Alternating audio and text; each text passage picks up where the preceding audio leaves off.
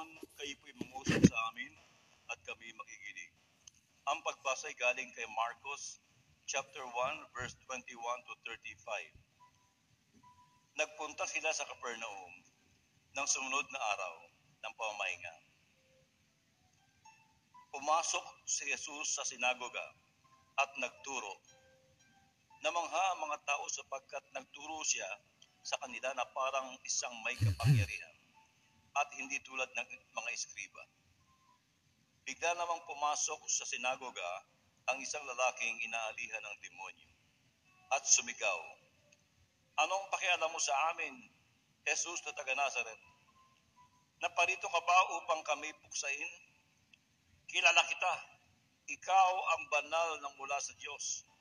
Ngunit iniutos ni Jesus sa masamang espiritu, "Tumahimik ka. Lumabas ka sa kanya."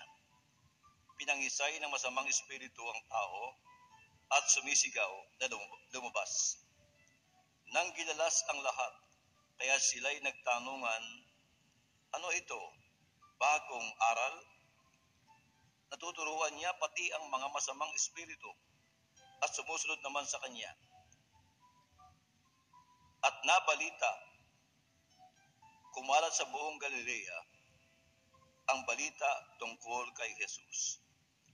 Pagkaalis niya sa sinagoga, tumuloy si Jesus sa bahay ni Pedro at Andres, kasama sina Jaime at Juan. Doon nakahiga ang biyanan ni Pedro at may lagnat. At agad nila itong sinabi kay Jesus. Kaya lumapit siya, hinawakan ito sa kamay at ibinangon. Iniwan ng lagnat ang babae at ito'y mismong lingkod sa kanila. Pagkalubog ng araw, nang dumidilim na, dinala nila kay Jesus ang lahat ng may sakit o inaalihan ng masamang espiritu. Nasa may pintuan nga ang buong bayan. Maraming may iba't ibang sakit ang pinagaling ni Jesus at maraming demonyo ang kanyang pinalayas. Ngunit hindi niya sila pinahintulutang magsalita sapagkat alam nila kung sino siya. Kinabukasan, maaga siyang bumangon at umalis.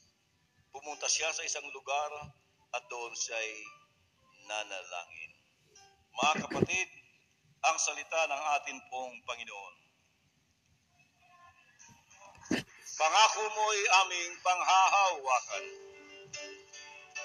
Pangako mo'y aming the Son of the Holy Spirit. Amen. Praise the Lord. Tayo po'y makaupo na. Tayo po'y mag-aaral ngayong gabi tungkol sa ang pamagat Love and Devotion. Hindi po ito kanta, mga kapatid. Love and Devotion. Si Kristo'y may devotion. Ano kanyang devotion? Madaling araw pa, takip silim pa, nabango na para magdasal. Baliwala yung maghapong kapaguran ni Kristo Jesus. Hindi niya ginagawang exemption yung kanyang kapaguran. Pantaki mo, maghapong nagturo. Nagpagaling na may sakit. Nagpalayas ang demonyo. Very tiring po yun, nakakapagod. Nakaka-drain. Kaya one time, makikita nyo sa gospel, may babaeng duguan ang humawak sa likod ni Kristo doon sa kanyang laylayan. Paghawak niya doon sa damit ni Kristo Jesus, sabi doon, at naramdaman ni Kristo may kapangyarihan lumabas sa kanyang katawan. Nag-release ng power o energy sa maghapong pagsiserve natin Panginoong Kristo Jesus. Kaya lang hindi yun exemption sa kanya. Madaling araw pa, palibasa meron siyang pag-ibig sa Ama, kaya meron siyang devotion. Nabango na at nagpupunta sa isang ilang na lugar upang manalangin. So love and devotion. Pag sinabing devotion, pagtatalaga ng iyong sarili. Kung saan mo dinidevote ang sarili mo. Maraming deboto sa Rosary, sa Santo Niño, sa Nazareno, out of love kasi yung kanilang pag-ibig sa ating Panginoon. Kaya doon nagkakaroon ng devotion, mga kapatid. So love and devotion hindi pwedeng paghiwalayin. Amen? Kung mahal natin ang ating Panginoon, magkakaroon tayo ng devotion sa prayer. Devotion sa panalangin, mga kapatid ko. Daily devotion. Yan ang kinaugalian ni Kristo Jesus. Yan ang nakita ng mga spiritual leaders sa Biblia tungkol kay Kristo. Ito yung kanyang practices na kinagawian. Na maagang-maaga pa, madaling araw pa, nabangon na para manalangin. Makipag-communicate sa Ama. Sinasabi sa Biblia ni Pablo, hinubad niya ang kanyang pagka-Diyos. Hinubad niya ang kanyang pagka-Diyos. Hindi ibig sabihin na nung kanyang hinubad ang kanyang pagka-Diyos, may moment na taong-tao lang siya at hindi Diyos kasi hinubad niya eh. Hindi rin ibig sabihin na Diyos lang siya dahil hinubad niya yung kanyang pagkatao. Yung kanyang pagkatao at kanyang pagka-Diyos ay inseparable. Hindi niyo pwedeng paghiwalayin. Parang kapit-gatas. Hindi mo pwedeng hawakan ng gatas without touching the coffee. Ganon din, vice versa. Hindi mo pwedeng hawakan ng kape na hindi mo matatouch ang gatas. Sapagkat ang gatas at kape na naghalo, inseparable. Yung kanyang pagka-Diyos at pagkatao, inseparable. Yan ang ibig sabihin yung hinubad niya yung kanyang pagka-Diyos. Simple lang ibig sabihin. Hindi siya natukso na gamitin ang kanyang pagka-Diyos bilang exemption. Hindi niya ipinwera yung sarili niya. Lahat ang ating dinaanang hirap, dinaanan ni Kristo Jesus. Noong ako po'y nasa London, nabalitaan doon na sila Harry, William ay sumabak sa Royal Army. Nag-training sila, yung anak ni Diana, tsaka ni Charles. Yan ay mga anak bughaw, anak ng reyna o apo ng reyna. Pero hindi nila ginamit yung kanilang pagiging royal blood para sila ay ma-exempt sa hirap ng pagiging sundalo. Kung ano yung ordinaryong dinadaanan ng sundalong hirap, dinaanan nila Prince William tsaka ni Harry. Ganun ang parang ginawa ni Kristo Jesus. Hindi siya natukso na gamitin ang kanyang pagka-Diyos para siya ma-exempt o ma-chipwera sa mga hirap. Lahat ng dapat niyang danasing hirap na dinadaras natin, dinaanan niya. At sa katotohanan lang, hindi pa natin kayang pantayan yung hirap ni Kristo Jesus. Hindi pa dumating sa pagdanak ng ating dugo yung ating mga hirap katulad ni Kristo Jesus, mga kapatid ko. Amen? So, kung hindi siya natukso na gamitin ang kanyang pagka-Diyos dahil hinubad niya, bakit siya nakakagawa ng mga himala? Nagpapalayas ang demonyo, bumubuhay ng patay, nagpapagaling, lumalakad sa tubig. Bakit nakakagawa siya ng mga gawa ng Diyos? Na may taglay na kapangyarihan gayong hindi niya ginagamit ang kanyang pagka-Diyos. Sapagkat siya ay nakadevote sa prayer. Amen? Kapag tayo po ay nanalangin, nakadependent sa ating Diyos, walang hindi tayo magagawa. Magagawa rin natin ginagawa ng ating Panginoon. Amen? So, yan napaka-kapangyarihan ng prayer, mga kapatid. Itong prayer o devotion sa panalangin is a privilege, not a burden. Hindi po ito pabigat. Babango na naman, dasal na naman. Ang sarap-sarap matulog, ang lamig-lamig pa naman. Hindi po ito burden. Si Kristo madaling araw pa eh. Nabango na yung ating Panginoong Jesucristo kasi nga meron siyang pag-ibig sama. Yung kanyang pag-ibig ang nag-uudyok sa kanya mag-devote ng time to pray and to commune with His Father. So the daily devotion to pray is a privilege, not a burden. A privilege to meet the Lord who is always available to meet us. Privilege to meet the Lord who is available to meet us. Sabi ko sa inyo kanina sa prayer, bago pa lamang tayo magpunta rito, andito na ang Panginoon, naghihintay sa atin. Huwag niyong isipin na nung kumakanta pa lang tayo ng mga awiting makalangit, doon nababa yung Holy Spirit. At doon siya dumarating, naunahan pa natin. Kanina wala siya. Nung umaawit na tayo nagpe-pray, dumarating na siya. Hindi ganon. Andito na siya. Wala pa man tayo dito, andito na siya. Tayo ang pumapasok sa kanyang presensya. At pag tayo nagpe-pray, sumasamba, tayo po pumapasok sa kanyang presensya. Hindi po natin siya pinabababa. Na parang hawak natin siya, control natin, hindi gano'n. Pag tayo po nagpe-pray, sumasamba, napasok tayo sa kanyang presensya. Mga kapatid. So, it is a privilege to meet the Lord who is always available to meet us. Napakasarap isipin. Kaya siguro binigyan tayo ng Diyos ng isip. Itong isip ay spiritual gift. Spiritual gift. Ito'y kakaiba sa brain. Ang brain sa Tagalog ay utak. Ang utak ay material. Nakikita ng doktor kung saan bahagi ng ating utak magbibara o blood clot. Pero yung isip, hindi nakikita yan ng mga doktor. Sapagkat spiritual ang isip. Pero it doesn't mean na kung hindi nakikita yung isip, wala ka isip. Amen? So, meron tayong isipan, bigay ng ating Diyos. At itong isip natin ay makapangyarihan, powerful. Meron siyang dalawang taglay na kapangyarihan. The power of intellect and the power of the will. W-I-L-L, will. Ang gamit ng power of intellect ay for knowing the truth and the good. Ang dapat inaalam ng ating isipan, priority ay yung katotohanan, hindi kasinungalingan.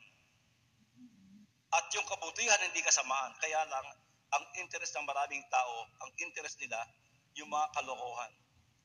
Yung mga rubbish ang pinapakain sa isipan. Mga basura ang pinapasok sa isipan. Mga kasinungalingan, mga fake news. Kaya marumi yung ating isipan. Dapat ang inaalam ng ating isipan, priority, katotohanan, at kabutihan. Sa makikita? Sa Biblia. Yun ang unang-unang source, Biblia. At kapag ka inaalam mo ang katotohanan, malalaman mo rin ang kasinungalingan, yung opposite. Pag inaalam mo ang kabutihan, malalaman mo rin yung kasamaan. At ngayong alam mo na yung masama at mabuti, at yung totoo at kasinungalingan, gagamitin mo yung isang kapangyarihan ng utak mo ng iyong isipan, the power of the will. Ano gamit nun? Kung yung power of intellect ang gamit ay for knowing the truth and the good, itong power of the will, ang gamit naman ito ay for choosing and doing the truth and the good. Pipiliin mo yung katotohanan at pipiliin mo yung mabuti at gagawin mo. Kaya sa buhay mo. Amen ba mga kapatid ko? So yan ang kapangyarihan ng isip now. Ang isipan ay powerful. At isang napakasarap isipin ay walang iba kundi yung presensya ng Panginoon. Kasi hindi nyo nakikita yung Diyos eh. Kaya binigyan tayo ng isang isipan para magkaroon ka ng connection sa Panginoon. Connection. Kasi di man natin isipin o imagine ang kanyang presensya, andyan siya. Pero mas makatutulong sa'yo ng lubos kung ginagamit mo yung isip mo sa pag-isip sa kanya. Na andito siya, pinapatungan ka ng kamay, niyayakap ka niya. Inuulit ko, di mo man isipin o imaginein andito siya. Andito siya. Ngayon, binigyan ka ng isip ng Panginoon, kaysa naman ang isipin mo yung kasabaan, kalaswaan, ba't di mo isipin yung Panginoon? Amen? Isipin mong hinahawakan ka niya, pinapatungan ka niya ng kamay, andito siya, kaharap mo siya. That's prayer. Na kahit wala ka sinasabi. Prayer, devotion, mga kapatid ko. Now, daily devotion is one of the weakest point in our lives. Bakit po? Because it is a private activity. Madali mag-prayer sa ganito. In public, marami kang kasama. Hindi naman yata maganda na hindi ka nakikisa. Kaya kahit hindi mo feel mag-pray, tatayo ka rin, tatas sa kamay mo, nakikisa ka. Ang pinaka-weakest point sa buhay natin sa devotion ay yung pong nasa private ka. Kaya't ang devotion na private activity, ito daw po yung mahina sa atin. Nag-pray tayo sa maramihan, sa Ambel, sa prayer meeting, marami tayong kasama.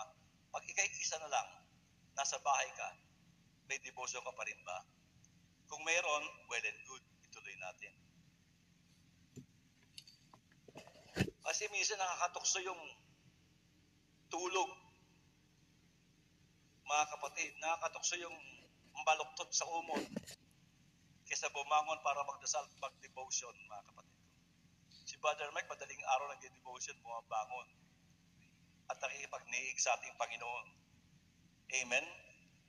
So, devotion is one of the weakest point in our lives because it is a private activity, mga kapatid ko.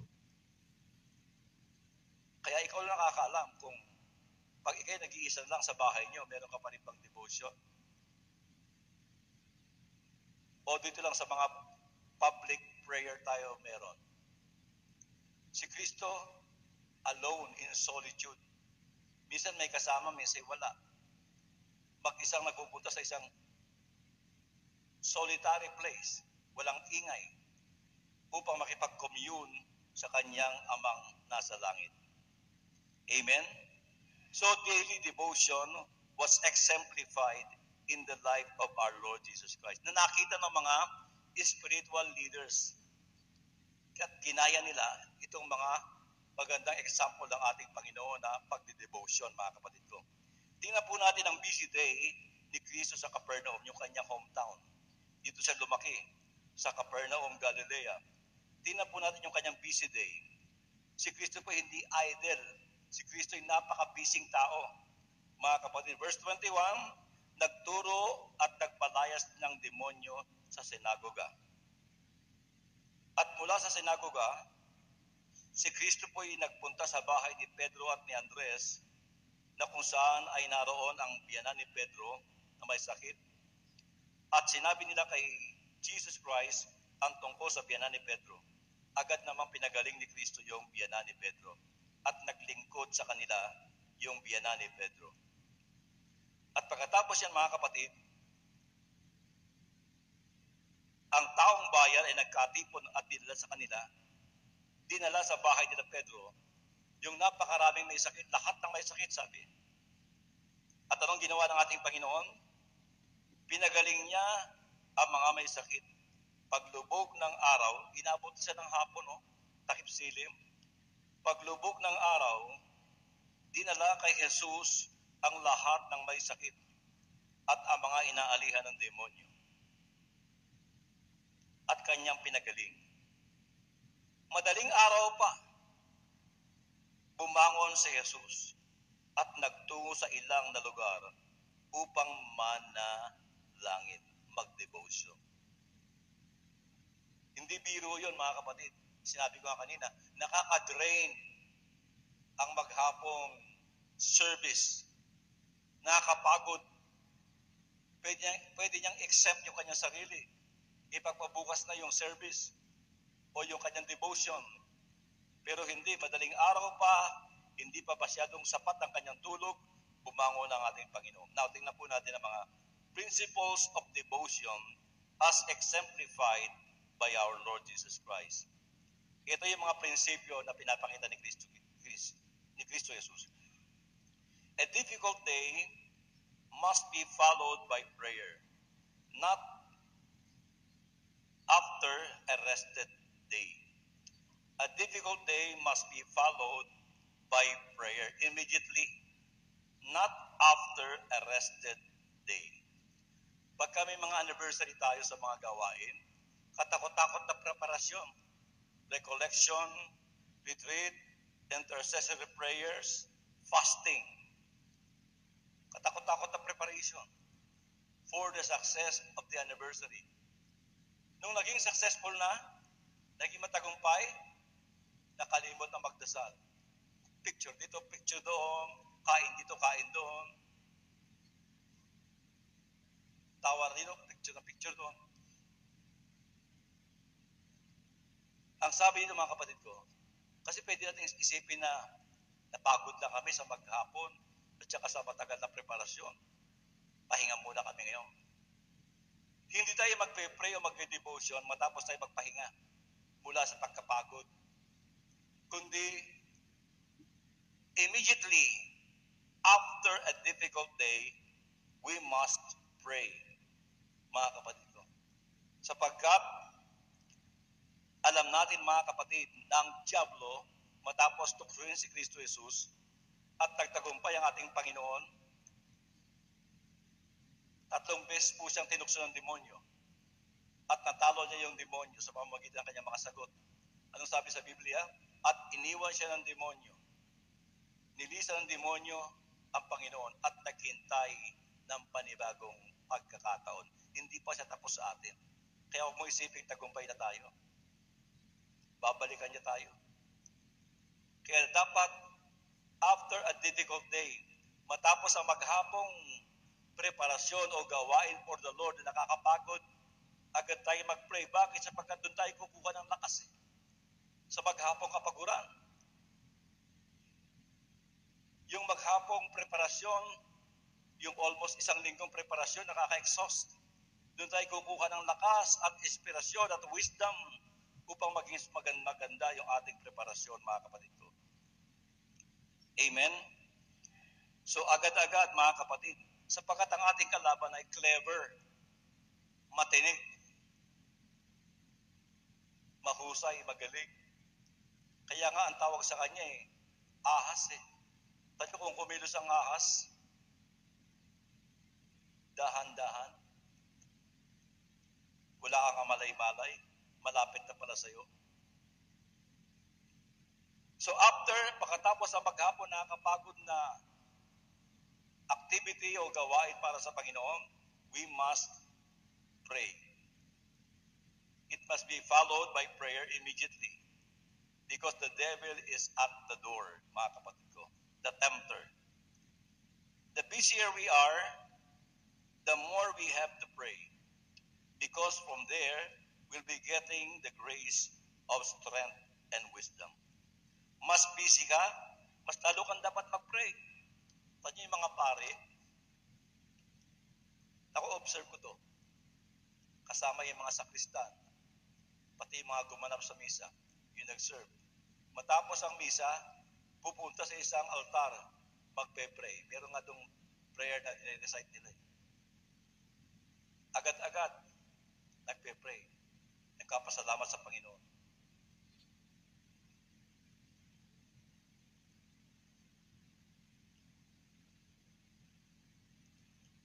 Sapagkat, yung sandali na ikay makalimot pagdasal, yung gap na yon na hindi ka nag-pray, ay isang opportunity sa demonyo upang ikaw ay kanyang tuksohin. This gap is the opportunity for the devil to tempt us to be lazy and idle. Napagod ka sa gawain ng Panginoon, sa mga preparasyon, kaya nagpahinga ka muna. Amen? Pag nagpahinga ka, di ka nag-pray, yan ay opportunity para sa Diablo para ikay tuksohin na maging idle. Na walang ginagawa. Tandaan po nyo, si David ay nagpapahinga sa balkonahe nang siya'y tuksohin. Nung makita niya si Bathsheba naliligo, dapat wala siya sa balkonahe. Una, dapat nasa gera siya, kasama yung kanyang mga sundalo. Hindi nagpaiwan sa palasyo nila at naroon sa balkonahe, nanonood sa isang babae na naliligo. Anointed si David. Malapit sa puso ng Diyos. Pero hindi siya naging maingat at maagap. Kaya nakapasok ang demonyo habang siya'y nagpapahinga. Si Pedro, nung si Kristo po'y hinuli ng mga sundalo, si Pedro po ay dapat nagdarasal kasi yung kanyang amo hinuli ng mga sundalo. Dahil kulang sa prayer, mga kapatid, nagpapahinga, nagpapainit sa siga. Nagpapahinga. Nung dumating yung mga sundalo, mga kapatid ko, agad nagbunot ng sundang si Pedro at nanaga ng tenga ng isang tao doon, si Malchus. Mali pa yung nataga niya, hindi sundalo, kundi sakristan sa templo. Kaya sabi ng Panginoon, Pedro, damputin mo yung tenga, ikabit mo, poing. Ang nabubuhay sa patalim din, mamamatay. Amen? Mga kapatid, kaya marami ang busy sa gawain para sa Panginoon, pero hindi busy sa Panginoon. Dahil puro gawain, puro activity, nakakalimot sa prayer. Mga kapatid, delikado po yun. Dapat laging merong prayer. Katulad ni Kristo Jesus.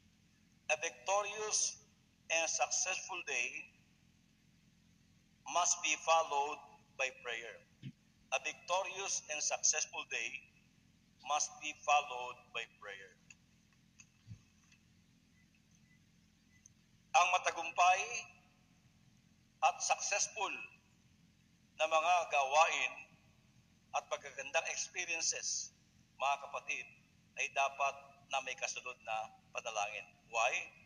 Because right after the victorious and successful and spiritual activity, temptation follows.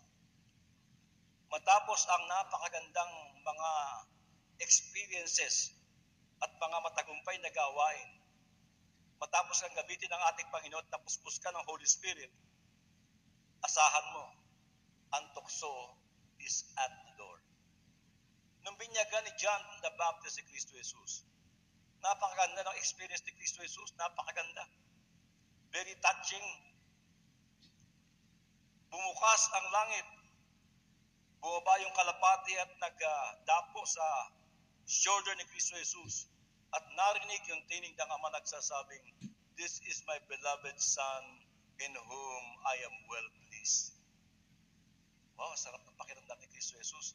Narinig niya, ito aking anak na lubos kong kinalulugdan. After that wonderful experience, ano sumunod? Umati ka buong tuksuhan sa ilang.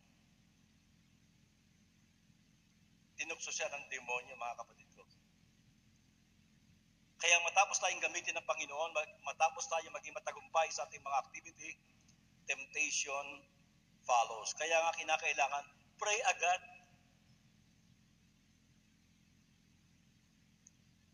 Amen? Seselyuhan natin ng panalangin yung ating katagumpayan, mga kapatid. 1 Peter chapter 5 verse 8. Kumanda kayo at magbantay. Ang dyablo na kaaway ninyo ay parang leyong umaatungal at aali-aligid na humahanap ng masisila. Naghihintay ng pagkakataon. Umaali-aligid. Pinagmamasdan tayo kung sino sa atin yung iika-ika. Siyempre, ang kanyang hahabulin, yung iika-ika, yung may diferensya. Para walang kapagod-pagod. Sino yung iika-ika? Yung kulang sa panalangin, yung mga mainipin, yung mga mareklamo, yung mga galit, may sama ng loob, yung mga iika-ika, madaling habulin. Madaling pataktahin ng kaaway, kapatid. Madaling tuksuhin. Kaya mag-ingat daw tayo, umaali-aligid, mga kapatid. Kailan tayo off guard?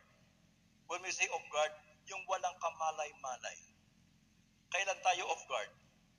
Na walang kamalay-malay. Right after a successful and victorious spiritual experiences or activity. Yan, kapatid. Matapos ang ating matagumpay na spiritual activity o spiritual experiences, diyan tayo walang kamalay-malay kasi nagkakaroon ka ng overconfidence. Na sumasayo ang Diyos, malakas ka, makapangyarihan ka. Overconfidence, mga kapatid ko. Kaya kinakailangan, alagaan natin sa panalangin. Kasi matindi yung ating kalaban eh. Habang tayo'y abalang-abala o busy sa gawain para sa Panginoon, Satan is at rest. Nagpapahinga siya. Habang ikaw ay busy sa activity, busy sa gawain, si Satan ay nagpapahinga at nag-iintay ng pagkakataon. At habang tayo na may nagpapahinga dahil natapos ang maghapong trabaho, yung tagumpay natin sa gawain, yung magandang experience natin natapos na, si Satan is at work. Yan yung kanyang iniintay. Pag nagpahinga ka. Yan yung mga moment na wala kang kamalay-malay. Kasi overconfident ka eh. Ginamit ka ni Lord. Matagumpay ka. Gamit na gamit ka. Kaya yung mga taong gamit na gamit, yung high na high, delikado rin po sila eh. Kasi pwede silang bigyan ng kaisipan ni Satan na magkaroon ng tinatawag na indispensable mentality. Walang pwedeng tumanggal sa akin dito. Ako'y indispensable. I am doing you a favor by being here mentality. Pasalamat kayo, andito ako. Yung pa-importante, yan, pride po yan, kapatid. Kasi nga, ginamit ka ng Panginoon, gamit na gamit ka, mahusay ka, gifted ka. Sino ba yung mga humihiwalay sa gawain at natutokso magtayo ng sariling ministry? Magagaling, mahuhusay. Natutokso po silang isipin na yung ginagawa ni Brother Mike, kaya rin namin yan. Kaya mag-ingat yung mga ginagamit ng Panginoon, yung mga gamit na gamit. Kasi yung pride ay nandiyan, mga kapatid ko. When we are victorious, when things are not going wrong, when you are productive, the devil is at the door. Yun nga, para tuksoin ka, maging mayabang, maging mapagpataas, maging paimportante. Yung pa-importante mentality, isip mo lang yun. Dahil pag nawala ka, marami kang kapalit na mas magaling pa kaya sa'yo. Yun ang totoo, kapatid. Diba, sasabihin mo, paano yung pag nawala ko? Mawala ka muna at makikita mo. Di ba nangyayari sa atin yan? Paano yung pag namatay ako? Paano yung mga anak ko? Hindi mo malalaman yan hanggang di ka namatay. Pero pag patay ka na, makikita mo, makakaraos yung mga anak mo. Nung una, nung hindi pa ako dinadialysis, ang dami kong apprehension, ang dami kong mga takot. Paano ako'y dumadaan sa dialysis? Hindi pala ako dapat matakot. Hindi nagpabaya ang Panginoon eh. Nakita ko na ang Diyos ay talagang kumikilos, mga kapatid ko. So yung takot, hanggat wala ka pa rin sa sitwasyon yun, maraming takot, pangamba. Pero pag doon ka na, makikita mo yung kamay ng ating pong Panginoon na kumikilos at hindi nagpapabaya sa mga tao naglilingkod sa Kanya.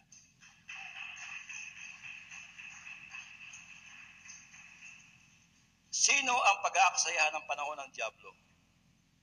Sino yung kanyang tututukan? Hindi hihiwalayan at tuksuin. Hindi yung mga talunan, hindi yung mga nag-give up na o sumuko na. Kanya na yun eh. Ang kanyang tututukan, yung mga victorious, yung mga successful, yung mga anointed na ginagamit talaga sa ministry. Yun ang kanyang ibabagsak, mga kapatid ko.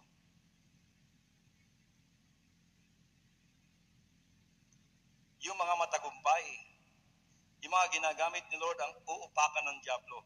1 Corinthians chapter 10 verse 12, whoever thinks he is standing firm had better be careful that he does not fall. Mag-ingat ang nag-aakalang sa'y nakatayo, baka sa'y bumulagta. So when you are strong, you are weak. When you are strong, you are weak. Why? Because of overconfidence. Overconfidence. David, malapit sa puso ng Panginoon. Hindi siya iniwan ng Diyos sa kuko ni Goliath. Sa kuko ng mga leon at ng mga oso. Pag yung kanyang alagang mga tupa ay sinisila ng oso o leon, tinutugis na yung oso at leon.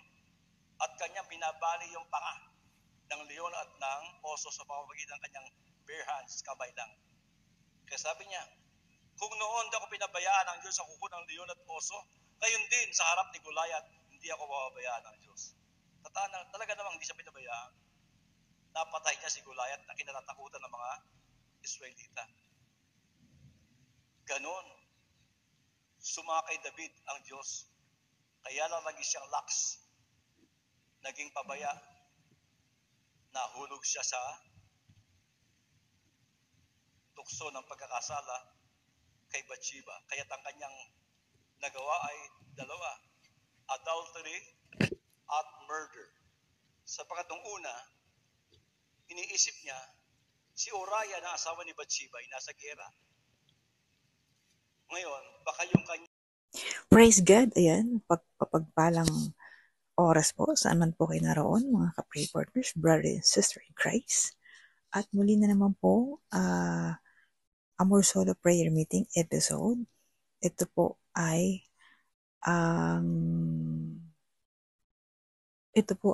noong Friday, March 28, 2025. So, recent lang po ito, last week.